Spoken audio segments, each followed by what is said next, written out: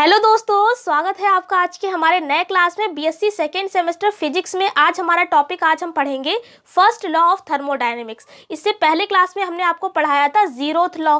थोड़ा सा अगर हम आपको जीरोथ लॉ के बारे में बताएं तो हमने आपसे कहा था, एक लाइन याद कर लीजिए, वहाँ पर याद बताया था कि हीट जो है वो हमेशा ज़्यादा वाले भाग से कम वाले भाग की ओर ट्रैवल करती है, और ऐसा तब तक होता रहता है जब तक दोनों की वैल्यू जो है वो इक्वल नहीं हो जाती। ये बात थी हमारी जीरोथ लॉ की। और साथ में हमने आपको ये भी बताया था कि एक्चुअल में हीट जो है किसी भी बॉडी की उतनी ही रहती है, चेंज किस में होता है, टेम्परेचर में होता है। इसलिए वहां पर हमने कॉन्सेप्ट ऑफ टेम्परेचर को भी पढ़ा। अगर आपके मल्टीपल चॉइस क्वेश्चन आते हैं तो इस तरीके से क्वेश्चन पूछा जा सकता है कि जो जीरोथ लॉ ऑफ थर्मोडायनेमिक्स है वो क्या किसको डिफाइन करता है, तो आप डायरेक्ट आंसर वहां पर लगा देंगे कि डिफाइन द टेम्परेचर। ठीक है, क्वेश्चन उसमें ऑप्शन में हीट भी होगा, लेकिन हीट पर टच मत करिएगा, उसे टिक मत करिएगा, गलत हो जाएगा आपको क्वेश्चन। क्यों?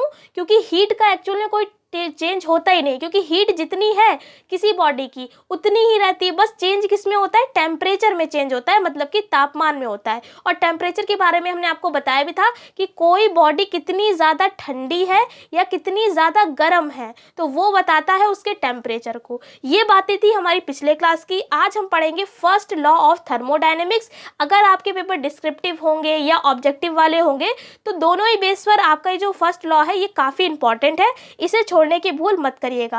अब ये क्या है, फर्स्ट लॉ ऑफ थर्मोडायनेमिक्स। पहला पॉइंट आप इसमें ये याद रखेंगे कि इसे law of conservation of energy भी बोला जाता है। तो यहाँ से एक क्वेश्चन ये भी बन सकता है कि फर्स्ट लॉ ऑफ थर्मोडायनेमिक्स में कौन से जो चीज़ है वो कंजर्व रहती। कंजर्व का मतलब होता है नियत। क्या इसमें नियत रहेगा, तो इसे भाई यहाँ पर हमारी जो एनर्जी है वो कंजर्व रहती है। कंजर्व का मतलब है नियत रहती, जो ऊर्जा है वो कांस्टेंट रहेगी। ठीक है, तो इसको फर्स्ट लॉ को कंजर्वेशन ऑफ एनर्जी के नाम से भी जाना जाता है। अब फर्स्ट लॉ है क्या, जैसा हमने आपको जीरोथ लॉ में एक लाइन में बता दिया, ऐसे अगर हम आपको एक लाइन में बताएं फर्स्ट लॉ है क्या, तो बेसिकली बस इतना याद रखना है कि एनर्जी जो है वो ना तो प्रोड्यूस की जा सकती है, मतलब ना ही उसे उत्पन्न किया जा सकता है, और ना ही उसे डिस्ट्रॉय मीन्स टू नष्ट किया जा सकता है। ठीक है, लेकिन इसे क्या होगा, इसे एक फॉर्म से दूसरे फॉर्म में इसे चेंज किया जा सकता है। बस आपको यही एक लाइन याद रखनी है। ये क्या है, फर्स्ट लॉ ऑफ थर्मोडायनेमिक्स है। जैसा बताया सेम ऐसा लिखा भी हुआ है। फिर क्या लिखा है कि इस लॉ को स्टार्टिंग में बेसिक लॉ ऑफ थर्मोडायनेमिक्स माना गया। टाइम पर इस लॉ को कई चैलेंजेस दिए गए, लेकिन आज लास्ट में इसे ही सही माना गया। मतलब कि यहाँ पर कई सारे बीच में साइंटिस्ट आए, उन्होंने कहा नहीं, जो आप बात बता रहे हैं ये गलत है, पूरी तरीके से सही नहीं है। तो कई, यानी कि इस लॉ को वही बात लिखी, कई सारे चैलेंजेस मिलते गए, लेकिन लास्ट में जो हमारा कंक्लूजन निकला वो यही निकला कि एनर्जी जो है वो उसे ना तो प्रोड्यूस कर सकते हैं ना ही डिस्ट्रॉय कर सकते हैं, बस इसे एक फॉर्म से दूसरे फॉर्म में चेंज किया जा सकता है। ठीक है, तो अब हम पढ़ेंगे कौन कौन से साइंटिस्ट हैं, उन्होंने क्या क्या हम आगे जाके स्टेटमेंट दिए, तो उनके स्टेटमेंट्स के बारे में पढ़ते हैं। क्या लिखा हुआ है कि different statements of first law of thermodynamics, मतलब अलग अलग वैज्ञानिक थे तो अलग अलग उन्होंने अपने अपने स्टेटमेंट दिए। लेकिन अगर हम कंक्लूजन की बात करें तो कंक्लूजन हमारा यही निकला, जितने भी साइंटिस्ट आए उन्होंने लास्ट में ये बात यही कही कि एनर्जी जो है वो क्या रहती है, कांस्टेंट रहती है। बस सभी ने अपनी तरीके से घुमा फिरा के बात को बताया है। तो पहला लॉ क्या बताता है, पहला स्टेटमेंट जो है वो भाई दिया जूल ने। ठीक है, पहला स्टेटमेंट लिखा है जूल ने। इन्होंने क्या कहा है कि this is an exact equilibrium between the amount of work overcome and heat generated. भाई यहाँ पर इन्होंने क्या कहा कि एक वर्ड आया यहाँ पर इक्विलिब्रियम। इक्विलिब्रियम का मतलब होता है साम्यावस्था। पहले भी हम आपको इसके बारे में बता चुके हैं, मतलब कि ऐसी अवस्था जहाँ पर दोनों चीज़ क्या होंगी, समान होंगी, तो वो साम्यावस्था होगी। तो इन्होंने क्या कहा कि जो अमाउंट ऑफ वर्क, यानी कि जो वर्क की मात्रा होगी, मतलब जो कार्य की मात्रा होगी, और जो हीट जनरेटेड होगी, उनके दोनों के बीच बिल्कुल एग्जैक्ट इक्विलिब्रियम होगा। मतलब दोनों की जो अवस्था, साम्य अवस्था है, वो बिल्कुल एग्जैक्ट होगी, सेम होगी। वही बात कही है कि एनर्जी जो है वो क्या होगी, कांस्टेंट रहेगी। मतलब कि कोई भी, मतलब जो चीज़ आपकी एक, मतलब आपके पास दो कोई चीज़ें हैं, दोनों की जो वैल्यू होगी वो एक दूसरे के बिल्कुल बराबर होगी, ऐसा आप समझ सकते हैं। ऐसी सेकेंड स्टेटमेंट क्या है कि energy of an isolated system remains constant although it may transform from one two another body. देखिए सेकेंड स्टेटमेंट में भी वही बात कही गई है, बस थोड़ा सा घुमा दिया। क्या लिखा है कि एनर्जी ऑफ आइसोलेटेड, भाई आइसोलेटेड का मतलब होता है अलग, तो क्या कहा गया कि एनर्जी जो है किसी सिस्टम की एक कांस्टेंट रहती है। वही बात कही, एनर्जी क्या होगी, कांस्टेंट रहेगी। ऑल्थो यानी कि यद्यपि, इट मतलब क्या कहा जा रहा है कि इसे क्या कर सकते हैं हम, एक बॉडी से अनदर बॉडी में इसे केवल ट्रांसफॉर्म कर सकते हैं। वही बात है जो भी हम आपको घुमा फिरा के बस स्टेटमेंट्स में कहा गया है, बस इन्हें आपको पढ़ लेना है।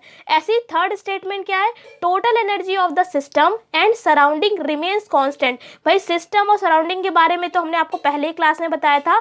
सिस्टम का मतलब है जिसे हम ऑब्जर्व करते हैं, जो भी यूनिवर्स में जितनी भी चीज़ें हैं जिसे हम ऑब्जर्व करते देखते हैं वही सिस्टम है, और उसके चारों ओर की चीज़ें क्या होती है, सराउंडिंग होती है। तो यहाँ पर क्या कहा गया है कि किसी भी सिस्टम की टोटल जो एनर्जी है और सराउंडिंग ये भी क्या रहेगी, कांस्टेंट रहेगी। उसके बाद क्या है चौथा स्टेटमेंट कि it is never possible to construct a perpetual motion machine that could produce work without using work. यानी इसमें साफ साफ कहा जा रहा है कि ऐसी अभी तक कोई भी मशीन बनाना पॉसिबल ही नहीं है जो केवल जो वर्क को मतलब वर्क करे बिना एनर्जी की सहायता से, मतलब बिना एनर्जी लगाए आप कोई वर्क कर सकते हैं। ऐसी अभी तक कोई भी मशीन नहीं बनाई जा सकती, या ऐसी मशीन बनाई ही नहीं जा सकती है। आपने अब नॉर्मली कोई भी मशीन देखी होगी, जब आप उसमें वर्क करेंगे, नॉर्मली जब आप वर्क करते हैं, कोई भी काम करते हैं, तो ऑब्वियसली आपकी एनर्जी तो रिलीज होगी, एनर्जी आप लगाएंगे तभी तो वर्क हो पाएगा। तो वही बात इसमें कही गई है फोर्थ स्टेटमेंट पे। उसके बाद फिफ्थ स्टेटमेंट दिया है मैक्सवेल जी ने। ये क्या कह रहे हैं कि when work is transformed into heat और heat into work, the quantity of work is mechanically equivalent to the amount of heat. यानी इसमें कहा गया है कि जब वर्क को ट्रांसफॉर्म करते हैं, मतलब वर्क को चेंज करते हैं हीट में और हीट को चेंज करते हैं वर्क में, तो जो वर्क है और जो अमाउंट ऑफ हीट है उन दोनों की वैल्यू भी कैसी होती है, इक्विवेलेंट होते हैं एक दूसरे के। इक्विवेलेंट का मतलब है बराबर। वही बात किया गया, आपने बहुत बार ये लाइन सुनी होगी कि किया गया जो कार्य है वो किसके बराबर होता है, ऊर्जा के बराबर होता है। ये लाइन आपने बहुत बार सुनी होगी। यानी कि जो भी वर्क है, जो भी काम किया जा रहा है, अगर उसको हम हीट में चेंज करें या ट्रांसफॉर्म करें, या हीट को हम किस में चेंज करें, वर्क में चेंज करें, तो दोनों की वैल्यू क्या होगी, एक दूसरे की इक्विवेलेंट होगी। तो समझ में आ गया, घुमा फिरा के बस पांचों स्टेटमेंट में बात एक ही कही गई है कि एनर्जी जो होगी वो कांस्टेंट रहेगी, वर्क को हम क्या, जब, और ये भी लाइन याद रखिएगा इसमें कि किया गया कार्य ऊर्जा के बराबर होता है। मतलब कि कुल मिलाकर सारे स्टेटमेंट में जो है घुमा फिरा के बात को एक ही कंक्लूजन तक पहुंचाया गया है। अब ये तो हमने पूरा आपको नियम बता दिया है। अगर आपके पेपर डिस्क्रिप्टिव हुए तो पूरे आपको ये पांचों स्टेटमेंट बिल्कुल सही ऐसे ही आपको लिखने पड़ेंगे, तब जाके आपको इसके मार्क्स पूरे मिलेंगे। अब बात करते हैं इसका फॉर्मूला। तो लिखा है हमने mathematically formulation of first law of thermodynamics. मतलब इसका फर्स्ट लॉ का अगर आपसे कोई फॉर्मूला पूछे, और ये भाई मोस्ट इंपॉर्टेंट है, अगर ऑब्जेक्टिव भी पेपर आपका आया तो उसमें भी ये क्वेश्चन आएगा कि फर्स्ट लॉ का फॉर्मूला क्या होता है। तो याद होना चाहिए आपको Q बराबर डेल्टा U प्लस W। ये बहुत बार यूज होगा आपकी फिजिक्स में, तो इसलिए इस फॉर्मूले को बहुत अच्छे से देख लीजिए, याद कर लीजिए। Q बराबर डेल्टा U प्लस W। इसमें क्या क्या चीज़ें हैं, तो भाई यहाँ पर साफ साफ लिखा है कि कोई भी सिस्टम है उसको हीट का मतलब होता है Q, ठीक है, हीट को Q से डिनोट करते हैं। इसे दो तरीके से यूज़ किया जा सकता है हीट को। पहला है कि सिस्टम की इंटरनल एनर्जी बढ़ाने में, और दूसरा है एक्सटर्नल एटमॉस्फेयर पर वर्क करने में। यानी तभी फॉर्मूला हमारा बना Q बराबर डेल्टा U प्लस W। यानी Q क्या है, यहाँ पर Q है भाई हीट, टोटल हीट है सिस्टम की।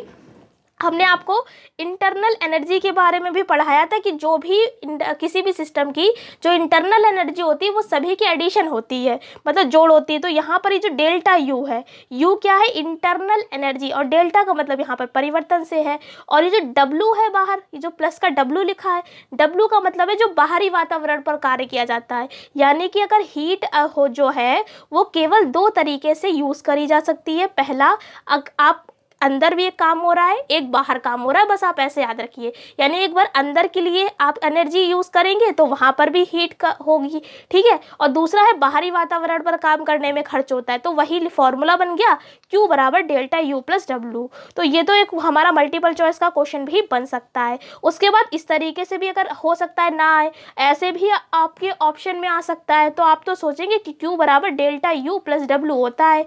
ये भाई यहाँ पर W की जगह पे P डेल्टा V कैसे आ गया, या ऑप्शन इसी तरीके से होता है, या तो इस तरीके से लिखा होगा डेल्टा PV, तो भाई ये गलत है। आपने पढ़ा होगा कि W बराबर क्या होता है, P डेल्टा V, इसे बोलते हैं W यानी वर्क, P डेल्टा V मतलब कि प्रेशर वॉल्यूम एनर्जी, ठीक है। तो जो W यानी वर्क जो है वो हमेशा किसके इक्वल होता है, प्रेशर वॉल्यूम एनर्जी के इक्वल होता है। ये एज अ फॉर्मूला आप इसे याद रखेंगे। तो फॉर्मूला आपका क्या बन जाएगा, फिर यहाँ पर वैल्यू पुट कर दीजिए तो हो जाएगा Q बराबर delta U plus P delta V।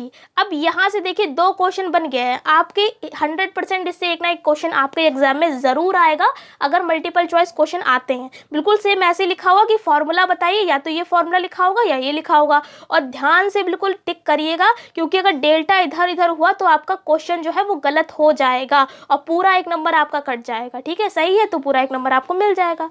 उसके बाद एक क्वेश्चन यहाँ से और बनता है कि जो फर्स्ट लॉ है, अगर आप यहाँ पर डेल्टा V को, V का मतलब क्या है यहाँ पर वॉल्यूम, क्या मतलब है वॉल्यूम, यानी वॉल्यूम में कोई भी चेंज ना हो, वॉल्यूम में ऐसी क्वेश्चन आता है लिखा होगा वॉल्यूम में अगर कोई भी चेंज ना हो तो सिस्टम का टोटल हीट जो है वो कितनी होगी, तो भाई तब हो जाएगा डेल्टा U के बराबर, मतलब कि इंटरनल एनर्जी के बराबर होगा। तो लिखा है क्योंकि डेल्टा V जब 0 हो जाएगा, भाई चेंज ऑफ वॉल्यूम, यहाँ पर डेल्टा V का मतलब क्या है, चेंज ऑफ वॉल्यूम, ठीक है। V का मतलब वॉल्यूम, डेल्टा का मतलब है चेंज यानी परिवर्तन।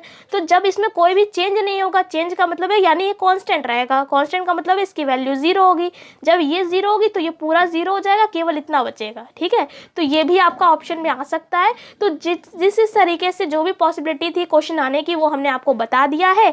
अगर मल्टीपल चॉइस क्वेश्चन आते हैं तो भाई आपको बहुत ही डीपली पढ़ना पड़ेगा, तभी आप क्वेश्चन में बहुत अच्छे से कर पाएंगे। डिस्क्रिप्टिव हुआ तो फिर कोई टेंशन ही नहीं है, फिर आपको ऐसा सारा लिख देना है। फिलहाल तो आपके ज़्यादा चांसेस है कि आपके पेपर जो है वो मल्टीपल चॉइस क्वेश्चन बेस्ड ही होंगे। तो फिलहाल इस क्लास में पूरा हमने डिटेल कर दिया है फर्स्ट लॉ ऑफ थर्मोडायनेमिक्स। अगले क्लास में मिलेंगे अगले नए टॉपिक के संग। अगर आपको ये वीडियो कैसी लगी आप कमेंट करके बता सकते हैं। साथ में आपको बता देते हैं इसकी PDF आपको टेलीग्राम पर मिल जाएगी, तो आपने अभी तक ज्वाइन नहीं किया तो वहाँ भी ज्वाइन कर लीजिए, वही डेप्थ स्टडी सर्च कर लीजिएगा, चैनल आपको मिल जाएगा। साथ में ये क्लासेस जो बच्चे नए जुड़े हैं उन्हें बता देते हैं, ये क्लासेस डेली आपको शाम को दोपहर के 3 बजे मिलती हैं। 3 दिन हमारी फिजिक्स चलती है, 3 दिन केमिस्ट्री, और अगर मैथ की बात करें तो मैथ की आपको डेली क्लासेस मिलती है मंडे टू सैटरडे। तो ये सारी बातें हमने क्लियर कर दी हैं। कोई डाउट है तो भी आप हमसे पूछ सकते हैं कमेंट सेक्शन में। इस क्लास में इतनी रखते हैं, अगले क्लास में नए टॉपिक के संग मिलेंगे, तब तक के लिए जय हिंद जय भारत।